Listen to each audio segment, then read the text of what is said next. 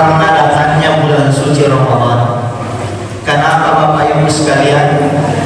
Karena bulan Ramadan itu sebenarnya jauh sebelum Nabi diutus menjadi Rasul, jauh sebelum Muhammad menjadi Nabi, sudah ada memang yang namanya bulan suci Ramadan. Tapi luar biasanya Allah Subhanahu wa Ta'ala, nanti Allah melipat gandakan pahala orang yang berpuasa, orang yang beribadah pada bulan suci Ramadan. Nanti ketika Nabi dilantik menjadi Rasul, dilantik menjadi Nabi Muhammad sallallahu alaihi wasallam menjadi Nabi, dapat apalakukan ifam Allah Ta'ala apalan bulan Ramadan.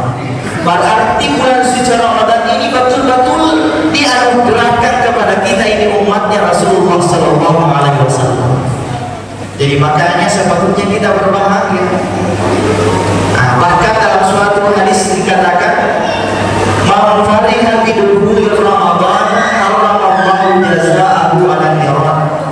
Orang-orang yang berbahagia akan datangnya bulan suci Ramadan, haramallahu jazaahu 'ala niran, akan diharamkan jasadnya tersentuh apinya neraka.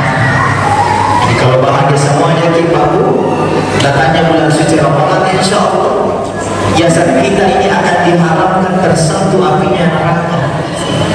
Cuma kalau kita berbicara masalah bahagia, bahagianya anak-anak, bahagianya anak muda, bahagianya orang tua ketika bulan suci Ramadan tiba itu beda-beda. Kalau mungkin bahagianya anak-anak ketika bulan suci Ramadan tiba, mereka senang bermain-main di masjid, teriak-teriak, lari-lari, berkumpul bersama temannya. Apalagi kalau waktu buka puasa, bahagianya itu anak-anak luar biasa. Bahagia karena ada mie jalan kota, ada mie pisang hijau, ada mie cendol dan lain sebagainya. Bahagianya anak. Kalau bahagianya anak muda mungkin lain-lain juga. Mungkin bisa membangunkan subuh pakai kaleng-kaleng, pakai motor. Bahkan mungkin bahagianya anak muda karena bisa memandang-mandang wanita yang ada, atau bisa saling menikah antara anak muda, begitu pula dengan wanita. Jadi biasa itu kalau bulan suci Ramadan seperti ini, ada juga orang tidak pergi sholat tarawih. Pergi apa kalian? Pergi mata Allah. Mata Allah itu keliling-keliling saja di masjid. Kalau ada ceweknya mungkin pergi saja ke rumah. Jadi hati-hati kita, sebab ada anak cewek, jaga-jaga. Bahagianya orang tua mungkin beda lagi. Bahagianya orang tua mungkin mereka berbahagia karena dia bisa mendapatkan bulan suci Ramadan dan bisa beribadah penuh di bulan suci Ramadan.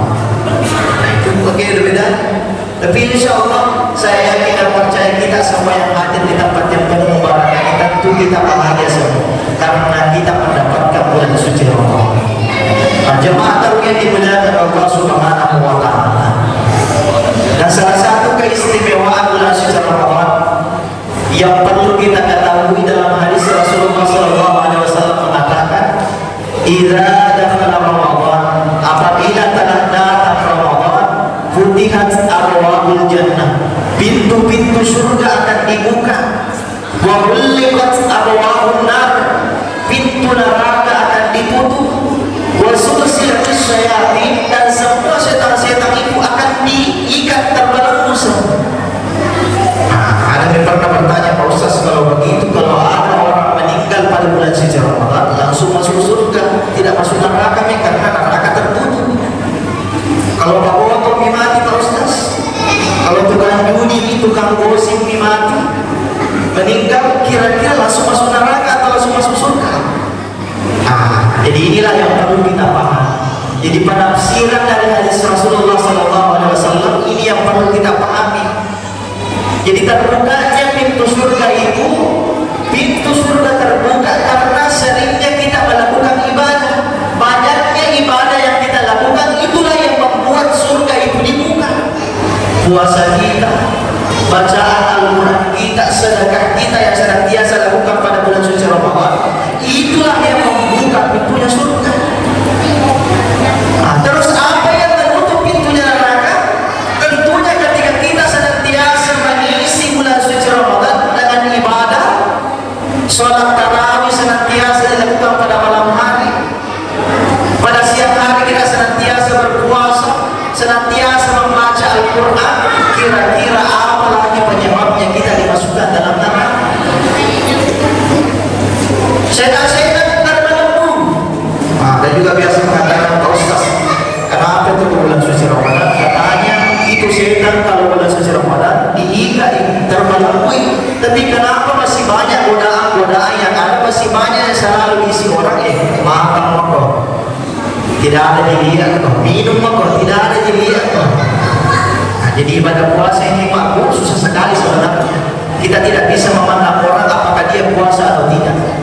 Karena ini puasa, ini persoalan kita kepada Allah Subhanahu wa Ta'ala. Bisa jadi ada orang sudah minum 2 gelas siang hari langsung loyo-loyo depan tak. Langsung kita hakimi, puasa ini loyo. Padahal sudah minum. Tidak ada yang tahu Pak. Jadi ibadah puasa ini betul-betul hanya kita dengan Allah Subhanahu wa Ta'ala.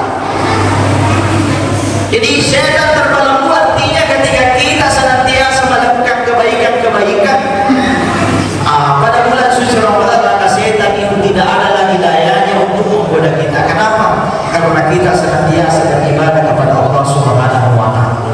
Dan mudah-mudahan pada bulan suci Ramadan ini pahala-pahala yang dijanjikan Allah Subhanahu wa Ta'ala insya Allah kita akan peroleh bersama. Dengan apa?